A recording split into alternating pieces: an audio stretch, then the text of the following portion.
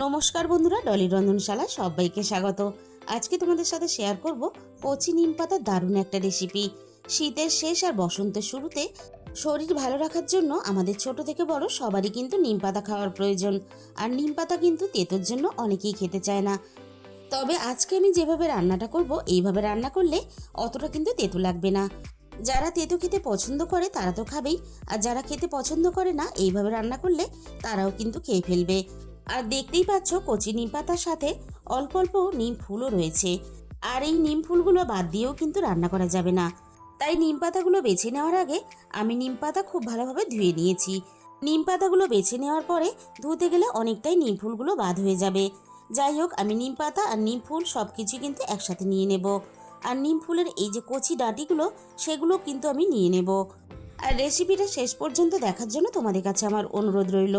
আমি রান্নাটা কিভাবে করেছি শেষ পর্যন্ত না দেখলে তাহলে কিন্তু বুঝতে পারবে না। আর তোমরা যখন রান্নাটা করবে তখন হয়তো খেতে এতটা ভালো লাগবে না। তাই রেসিপিটা স্কিপ না করে শেষ পর্যন্ত দেখার জন্য তোমাদের কাছে আমার অনুরোধ রইল। নিম পাতার সাথে আমি নিম ফুলগুলো দেখো নিয়ে নিয়েছি ডাঁটি সমেত। এবারে আমি একটা ঝুড়ির মধ্যে রেখে নিম পাতার জলটা খুব ভালোভাবে ঝরিয়ে নেব। তাহলে চলো রান্নাতে আর কি কি লাগছে সেটা এবার দেখে নেওয়া যাক। এই রান্নার জন্য আমি একটা কলা ডুমো করে কেটে নিয়েছি, আর একটা ছোট সাইজের আলু ডুমো করে ছোট করে কেটে নিয়েছি, আর একটা বেগুনও ঠিক একইভাবে কেটে নিয়েছি। তাহলে চলো রান্নাটা আমি কিভাবে করেছি এবার সেটা দেখে নেওয়া যাক। প্রথমে আমি কড়াইয়ের মধ্যে প্রয়োজন মতো তেল দিয়ে দিলাম। আমি রান্নাটা সর্ষের তেলে করব, তোমাদের সুবিধা মতো তোমরা রিফাইন তেলেও কিন্তু রান্নাটা করতে পারো। তেলটা প্রথমে খুব ভালোভাবে গরম করে নেব। তেল খুব ভালোভাবে আমি গরম করে নিয়েছি। এবার আমি কেটে রাখা আলু আর কাঁচকলাটা ভাজার জন্য তেলের মধ্যে দিয়ে দিলাম। আর বন্ধুরা, কড়াইয়ের মধ্যে আমার তেলটা একটু বেশি পড়ে গেছে। তোমরা যখন রান্নাটা করবে তেলের পরিমাণটা নিজেদের মতো করে ব্যবহার করবে। আলু আর কাঁচকলা একসাথে নাড়াচাড়া করে আমি মিনিট দুয়েকের মতো একটু ভেজে নিলাম। ফোড়নটা আমি তেলের মধ্যে দিতে আগে ভুলে গিয়েছিলাম, তাই একটু সবজিগুলো সরিয়ে নিয়ে কড়াইয়ের মাঝখানটা একটু ফাঁকা করে দিলাম। এবার আমি তেলের মধ্যে ফোড়নটা দিয়ে দেব। ফোড়নে আমি দিয়ে দেব অল্প একটু পাঁচফোড়ন। এবার আমি আলু আর কাঁচকলার সাথে ফোড়নটা নাড়াচাড়া করে বেশ একটু লালচে করে ভেজে নেব।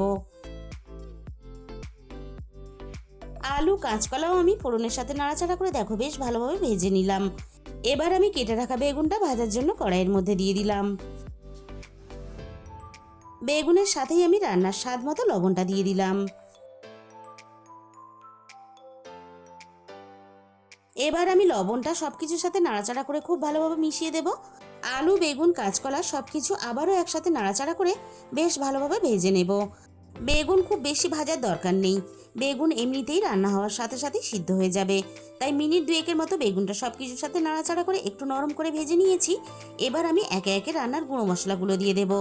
প্রথমে আমি দিয়ে দিলাম হাফ চামচের একটু কম হলুদের গুঁড়ো, আর সাথেই আমি দিয়ে দিলাম ঝালের জন্য অল্প একটু লঙ্কার গুঁড়ো। তেতো রান্নাতে ঝাল হলে একেবারেই খেতে ভালো লাগবে না, আর তার জন্য আমি অল্প একটু লঙ্কার গুঁড়ো দিয়ে দিলাম। ঝাল হবে না কিন্তু রান্নাটা খেতে ভালো লাগবে, তাই লঙ্কার গুঁড়োটা একেবারেই কিন্তু নামমাত্র ব্যবহার করতে হবে। মিনিট 3-4 মতো আমি মশলার সাথে সবকিছু নাড়াচাড়া করে একটু কষিয়ে নিলাম। এর থেকে বেশি আমি আর কষাবো না। এবার আমি রান্নার মধ্যে প্রয়োজন মতো জল দিয়ে দিলাম। এবার আমি সবকিছু একসাথে নাড়াচাড়া করে বেশ ভালোভাবে মিশিয়ে দেব, আর সমস্ত সবজি একসাথে ভালোভাবে সিদ্ধ হতে দেব। কড়াইটা আমি ঢাকা দিয়ে মিনিট 15 মতো আমি রান্নাটা করে নিয়েছি, আর ঝোলটাও কিন্তু অনেকটা কমে গেছে।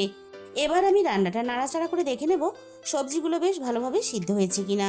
সবজিগুলো দেখেই বোঝা যাচ্ছে বেশ ভালোভাবে সিদ্ধ হয়ে গেছে। আলু বেগুন দেখো কাঁচকলা সবকিছু কিন্তু সুন্দরভাবে সিদ্ধ হয়ে গেছে। এবার আমি রান্নাটাকে নামিয়ে নেব। আবারও আমি কড়াইটা ধুয়ে ভালোভাবে পরিষ্কার করে গ্যাসের মধ্যে বসিয়ে দিয়েছি। এবার আমি কড়াইয়ের মধ্যে দিয়ে দিলাম 1 চামচের মতো সর্ষের তেল। এবারে আমি ধুয়ে রাখা নিম পাতাগুলো তেলের মধ্যে দিয়ে দিলাম।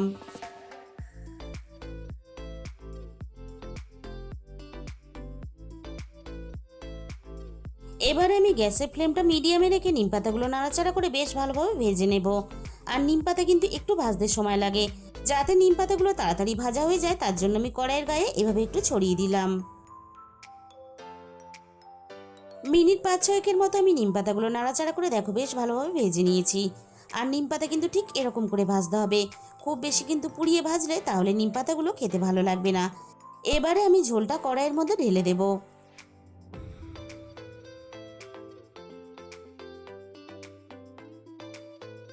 আবারও আমি সব কিছু একসাথে নাড়াচাড়া করে বেশ ভালোভাবে মিশিয়ে দেব। এই সময় গ্যাসের ফ্লেমটা আমি একেবারে লোতে রেখেছি, যাতে ঝোলটা খুব বেশি টকবক করে ফুটে না ওঠে, তাহলে রান্নাটা অনেকটা তেতো হয়ে যাবে। এবার আমি রান্নার মধ্যে অল্প কয়েক দানা চিনি দিয়ে দিলাম, এতে স্বাদের ব্যালেন্সটা ঠিক থাকবে। এবার আমি রান্নার মধ্যে হাফ চামচের একটু বেশি ভাজা জিরের গুঁড়ো দিয়ে দিলাম। আমি শুকনো কড়ায় জিরেটা আগেই ভেজে গুঁড়ো করে রেখেছিলাম। এবার আমি গ্যাসের ফ্লেমটা মিডিয়ামে রেখে চিনি আর জিরে গুঁড়োটা নাড়াচাড়া করে বেশ ভালোভাবে মিশিয়ে দেব। আর রান্নাটা আমি মিনিট খানেকের মতো আরও একটু করে নেব। রান্নাটা আমি বেশ ভালোভাবে করে নিয়েছি। এর থেকে বেশি আর সময় রান্নাটা আমি করব না, কারণ রান্নাটা এর থেকে বেশি সময় করলে তাহলে কিন্তু অনেকটা তিতো হয়ে যাবে। এবার আমি রান্নাটাকে নামিয়ে নেব। বন্ধুরা, একদিন হলেও তোমরা এইভাবে নিম ঝোল বানিয়ে খেয়ে দেখো।